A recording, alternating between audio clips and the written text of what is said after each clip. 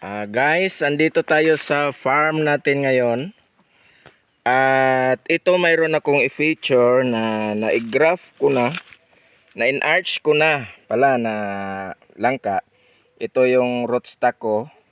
Tapos yan na-enlarge ko na siya, naputol ko na sa evyark na langka ko rin. At mga 2 months saka ko pinutol, no?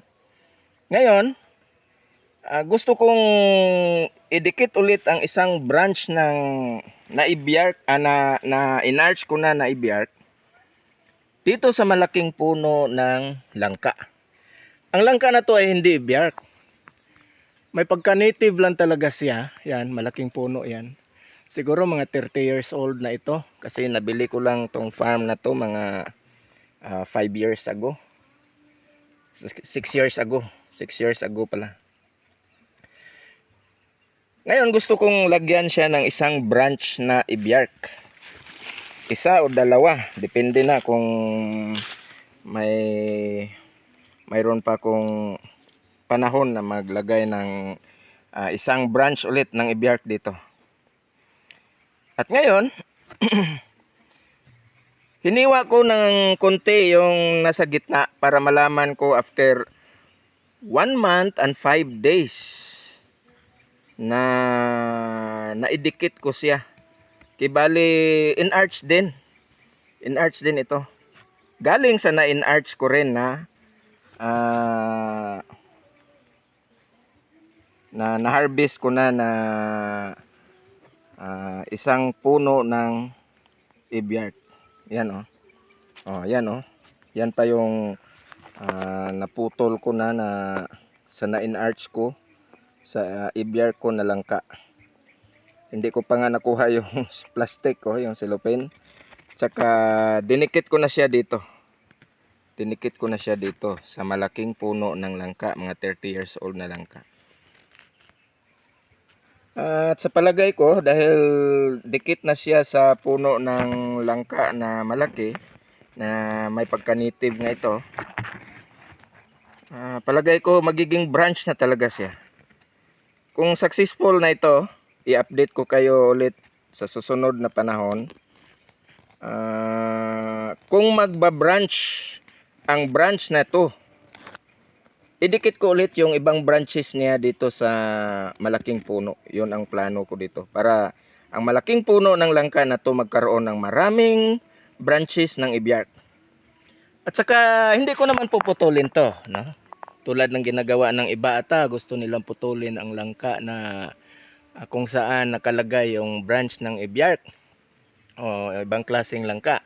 Ito hindi ko puputulin, ngunit ipopruning ko, no? Para magiging mas malaki yung evyark kaysa native na langka na to. Pero hindi ko ito puputulin. Hayaan ko rin siya na magkaroon ng branches na original na sa kanya talaga. Ito na, dikit na siya. Dikit na siya. Saan ba 'yon? Ayan. Ayan, yan. Ayan. Dikit na siya. Dikit na siya, yan Ito. Dikit na siya dito. Tinanggap na siya ng mother langka tree. Mother jackfruit tree. Tinanggap na siya. Ngunit itong nakuhan ko na enlarge ko na langka na evyark ito, itatanim ko rin pagkatapos na maputol ko na ito kasi mayroon pa siyang isang branch ito yung magiging puno na itatanim ko pagkatapos ko maputol to. Evyark din to, syempre. Yan. Diba? Sulit. Dahil yung na-enlarge ko na-enlarge ko pa rin sa malaking puno. At saka mayroon akong mga 6 o 7 malalaking puno dito na may pagka-native na nga. Mga tag 20 to 30 years old na. Bawat isa ay plano kong lagyan ng ibiart na branch. At saka yung branch na yon, pag magka-branches na rin, ididikit ko ulit sa puno yung ibang branches niya para yung original na puno, yung malaking puno, ay magkaroon ng maraming branches na ibiart. At saka ipoprone ko yung original na puno ng langka. Hindi ko puputulin. Ipoprone ko lang. Kasi sayang din eh. Naawa naman ako sa langka.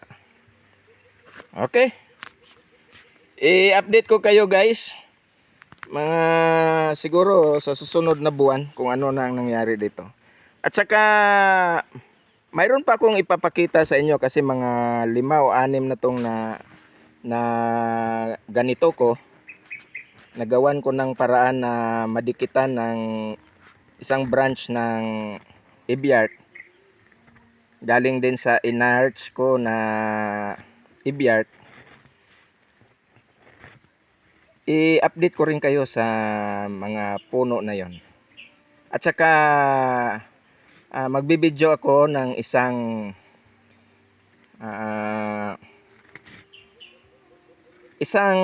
paraan ko kung paano ko to ginawa. Kasi mayroon pa akong i-enlarge din doon na malaking puno na hindi ko pa nalagyan ng nadikitan ng ibiart na branch. Okay? So, see you next time guys.